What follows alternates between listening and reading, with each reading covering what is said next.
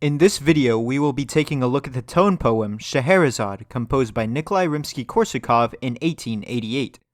This work is based on the 1001 Nights, or the Arabian Nights as we know it in English. The Nights are a collection of Middle Eastern folktales compiled over hundreds of years, including notable stories like that of Aladdin or Ali Baba. The frameworks of the Nights is such. Shahryar, a Sasanian king who has lost all faith in women after learning of his brother's wife's infidelity as well as his own wife's, has vowed to marry a succession of virgins each night and then have them executed the following morning. This goes on for some time, and eventually his vizier, who was in charge of providing virgins, could not find any more. The vizier's daughter Scheherazade offers to marry the cruel sultan. After much deliberation, the vizier reluctantly agrees. On the night after the wedding, before they go to sleep, Scheherazade asks to say goodbye to her sister one last time. Her sister is brought in and then asks for Scheherazade to tell her a story.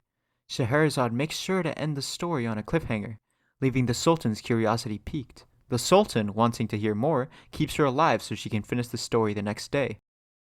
The following night, Scheherazade resumes her storytelling, again making sure for the tales to have no resolution. This cycle goes on for 1001 nights, throughout which she creates a series of complex and interconnected stories. This is the story of a storyteller. Korsakov does his best to highlight this framework, beginning the piece with a menacing theme, meant to resemble Shahryar.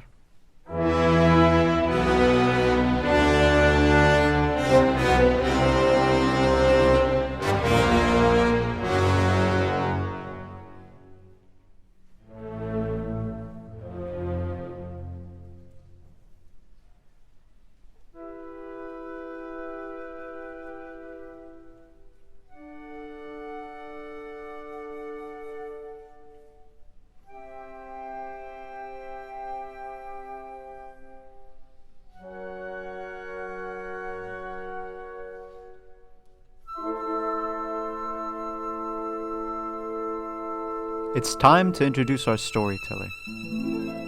Scheherazade gets a light and magical theme represented by the harp and the solo violin. This theme will come back many times throughout the piece, serving as a break or pause from the storytelling.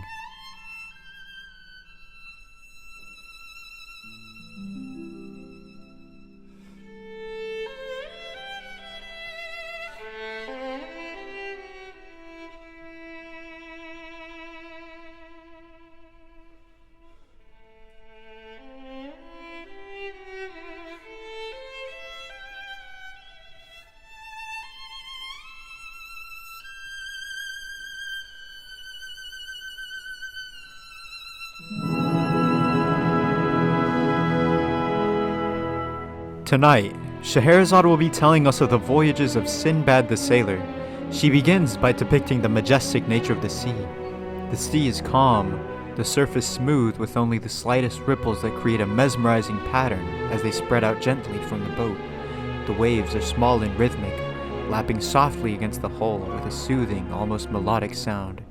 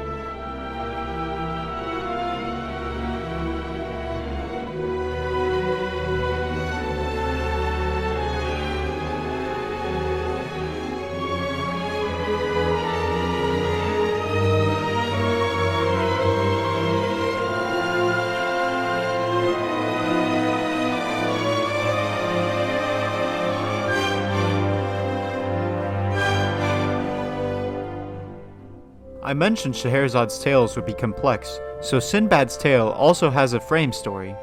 One day, a poor porter pauses to rest on a bench outside of the gates of a rich merchant's house. The porter curses Allah for allowing the rich to live in ease while he must toil and still remain poor. The owner overhears it, and out comes a rich Sinbad, who tells the porter of how he became wealthy merely by fortune and fate, and through the course of 7 wondrous voyages.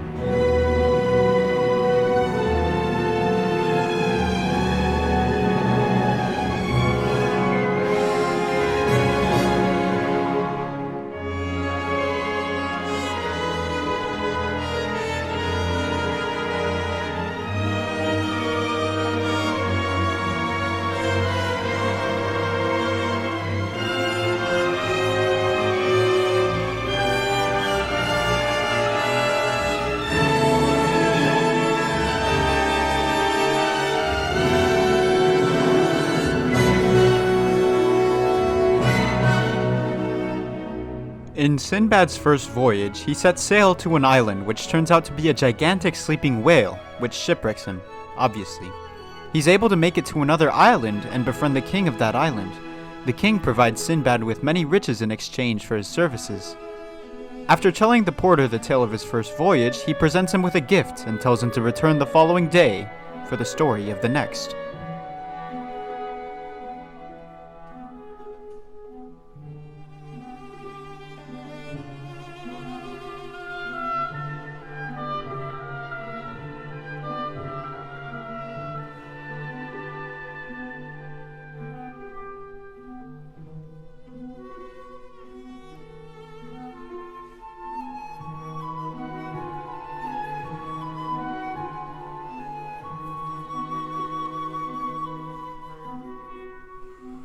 We hear Scheherazade's voice as we're immersed in Sinbad's tale. We learn that throughout all his voyages, he managed to shipwreck himself every single time. The sea definitely had something against him.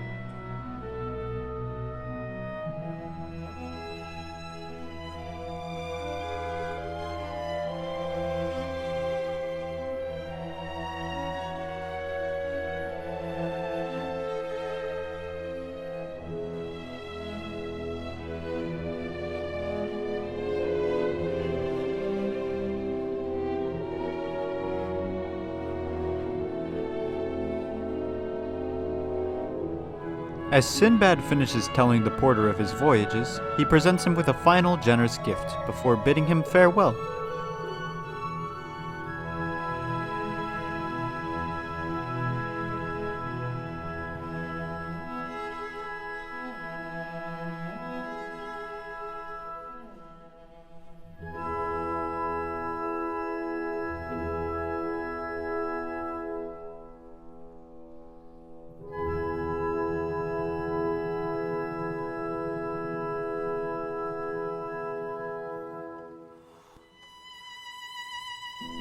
We return on yet another night, this time to learn of the story of a Kalandar prince.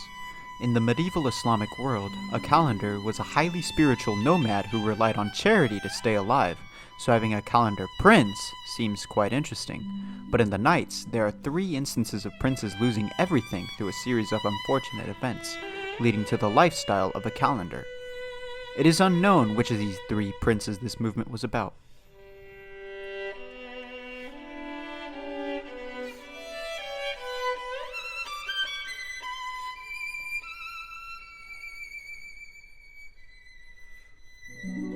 The tales of the 3 princes are connected.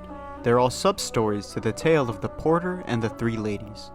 A porter is sitting on a crate at the harbor, and a beautiful lady approaches him and says, "Take up your crate and follow me." The porter wastes no time and decides to follow her.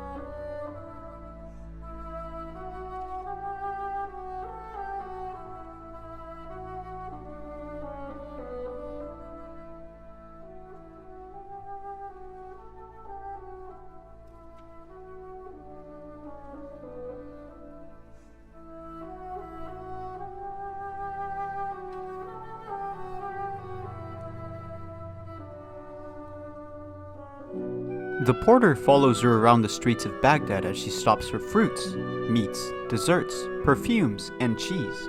The porter at one point exclaims, "Thou shouldst have told me, and I would have brought with me a pony or a she-camel to carry all this market stuff." After following the lady all day, they end up at a fair mansion fronted by a spacious court, a tall, fine place to which columns gave strength and grace, and the gate thereof had 2 leaves of ebony inlaid with plates of red gold. This is where the porter meets the other 2 ladies, a portress and the other a procuratrix. The porter is invited to stay the night so long he doesn't ask any questions which does not pertain to him.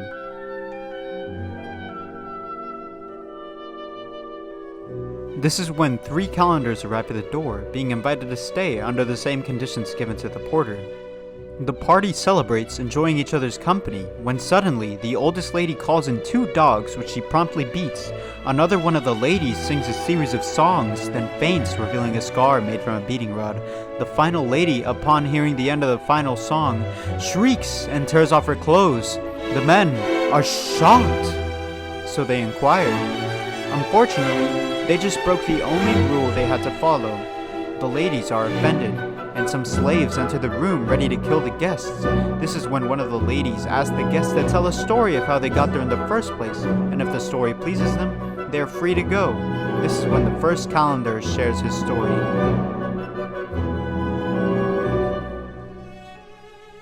The first Kalandar tells of how he lost an eye. He went out drinking with his cousin one night, and the following morning returned to his father's palace, learning that the vizier had seized control and killed his father. He manages to flee to his uncle's kingdom by the grace of the executioner, but the vizier is still coming for him.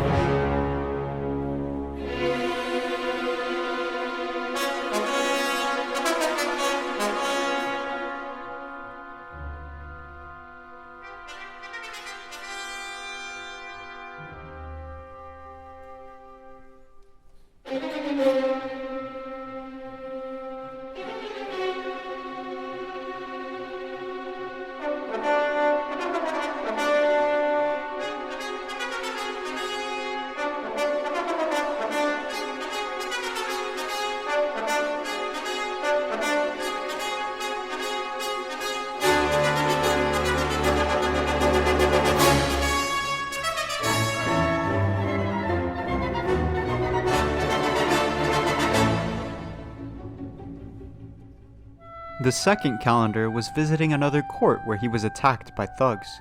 He runs into a beautiful princess who is cursed by an Ifrit. That same Ifrit later curses the prince, turning him into an ape for 100 years. He runs away to a new land where he becomes the vizier to that king. The daughter of the king notices his spell and she confronts the Ifrit. At the end of the battle, both the Ifrit and the princess are turned to ash, and the king urges his new vizier to flee.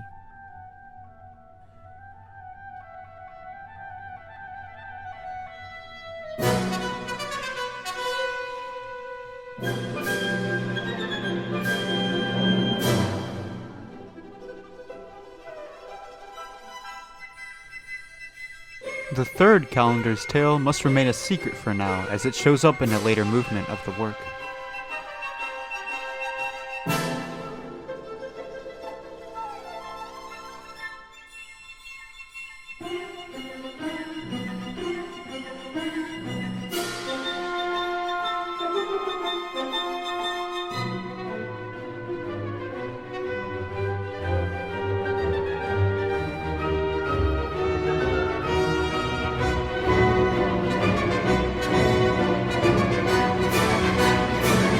The ladies are satisfied with the guests' tales, so she allows them to leave, yet the guests still wish to know why the ladies were acting strange.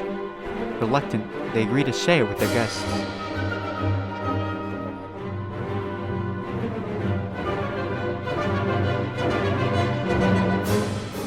The eldest lady explains that the two dogs she beat were actually her sisters who betrayed her and threw her overboard. She runs into a serpent fighting a dragon, and she takes pity on the serpent, so she helps it, only to find out the serpent was a genie! The genie informs her that it sank the ship her sisters were on, and turned them into black dogs. It then informs the lady that she must beat the dogs 300 times every night, otherwise she too would turn into a dog.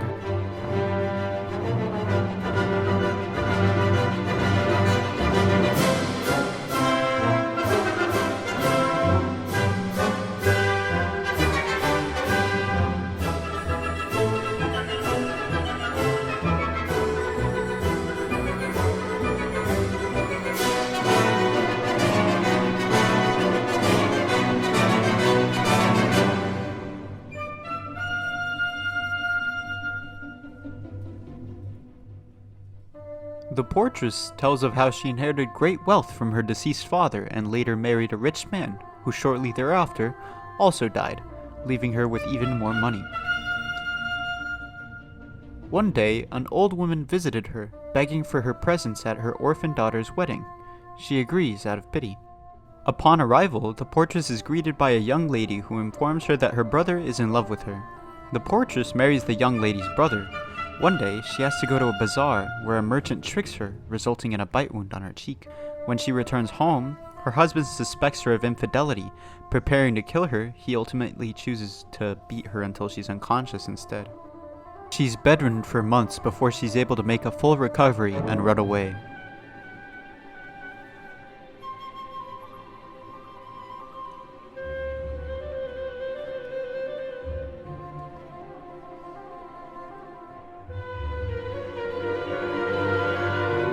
You know, I think it's kinda great how all three calendars lost an eye in their tales. I couldn't have seen that coming.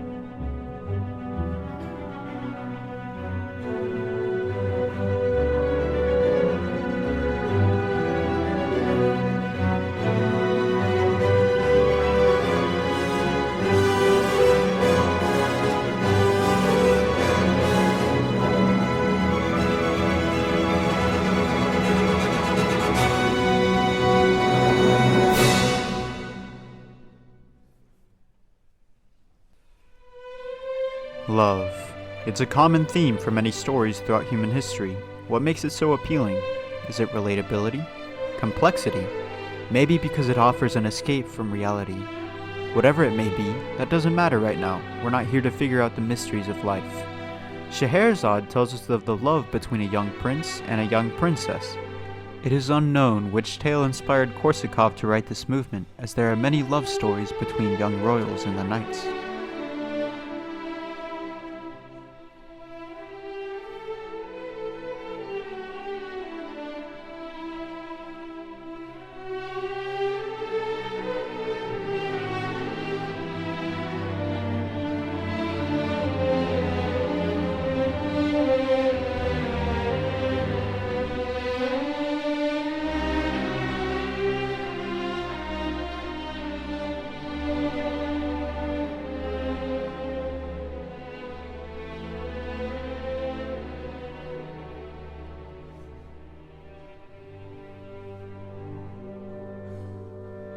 What's been the point to the stories?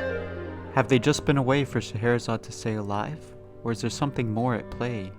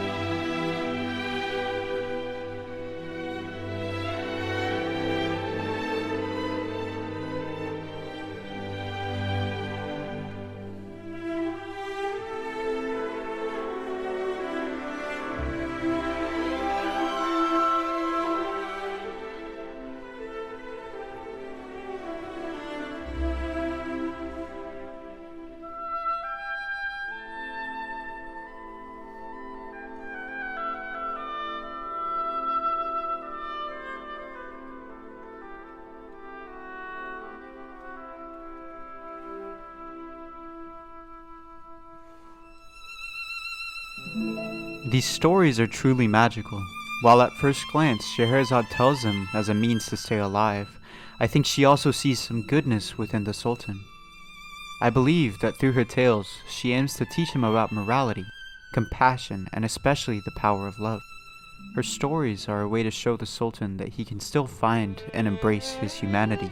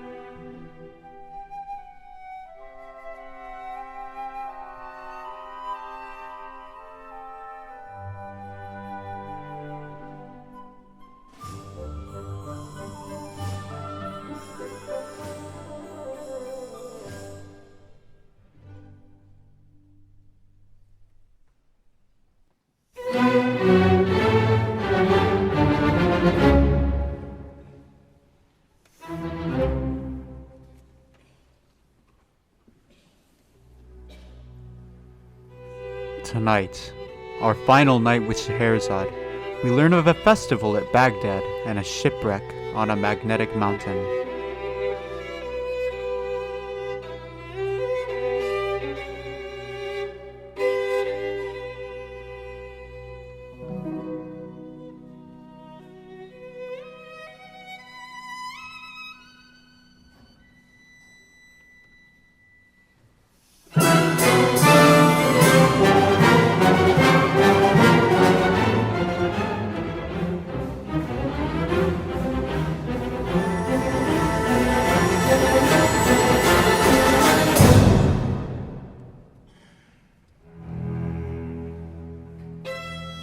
It is difficult to pinpoint which festival Korsakov refers to, but nonetheless, there is a festival.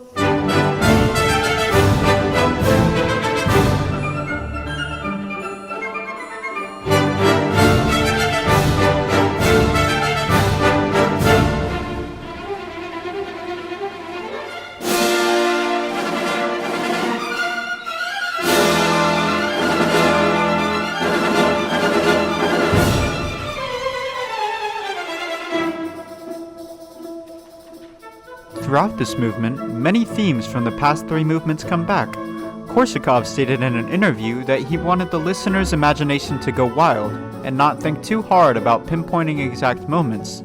The titles for the movements were meant to be hints to direct, but slightly, the hearer's fantasy.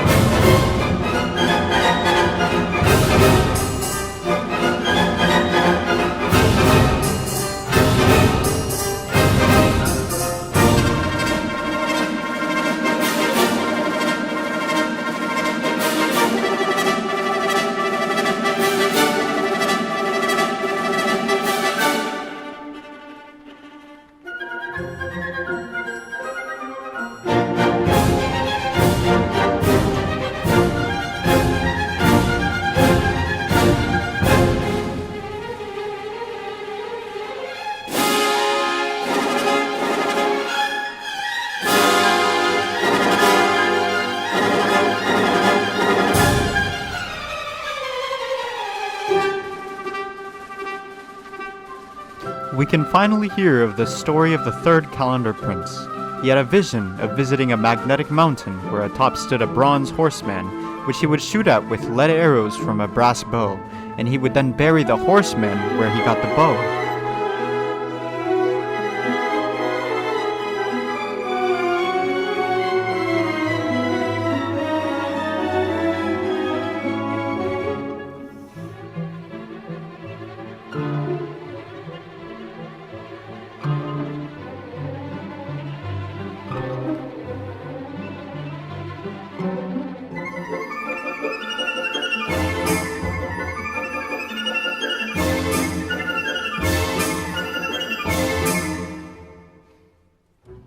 He follows his vision, and upon arrival at the site, he sees the bronze horseman.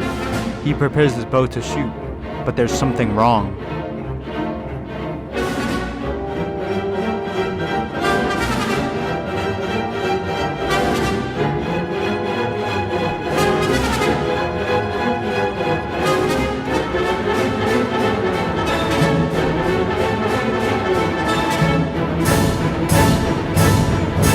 The magnetic mountain attracts all the nails from the hull of his ship.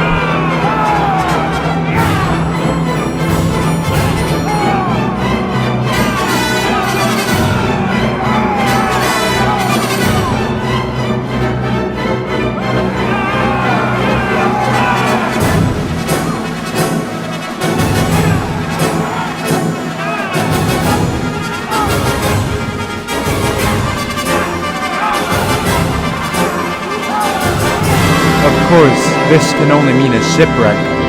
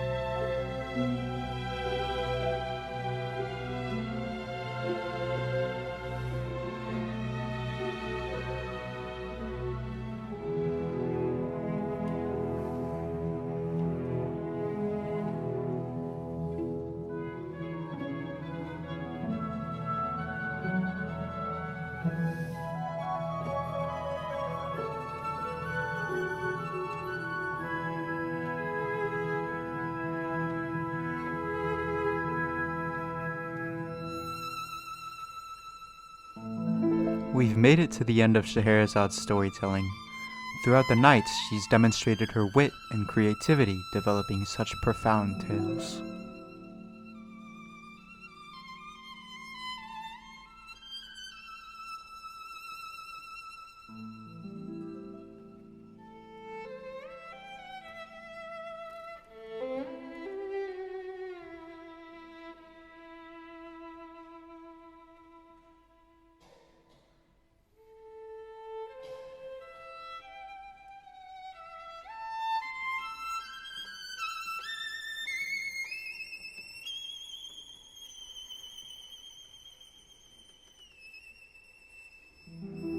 Throughout the course of the nights, the Sultan has fallen in love with Scheherazade, even coming to bear 3 children with her.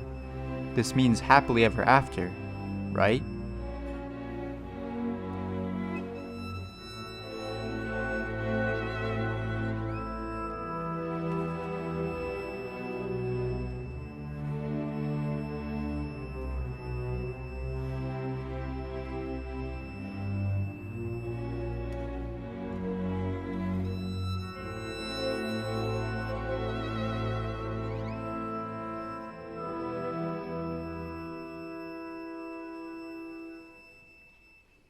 Alas, the Sultan's cruel ways are over. No more innocent women will have to suffer his wrath.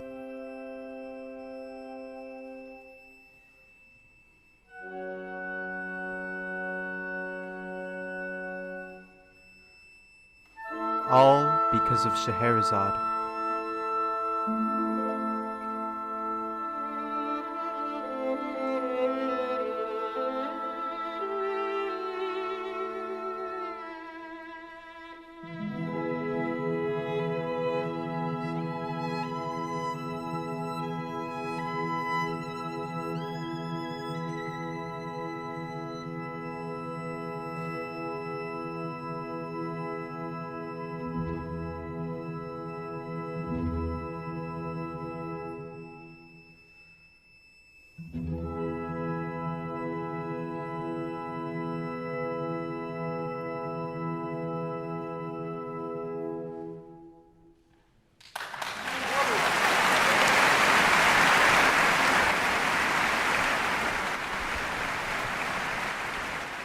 If you enjoyed this video, make sure to leave me a like, maybe even subscribe, and leave a comment letting me know of any other piece you'd like covered, or your own interpretations of this work. I highly encourage you to listen to this work without my voice. Let your imagination run wild. Thank you for watching. I hope you have a wonderful day.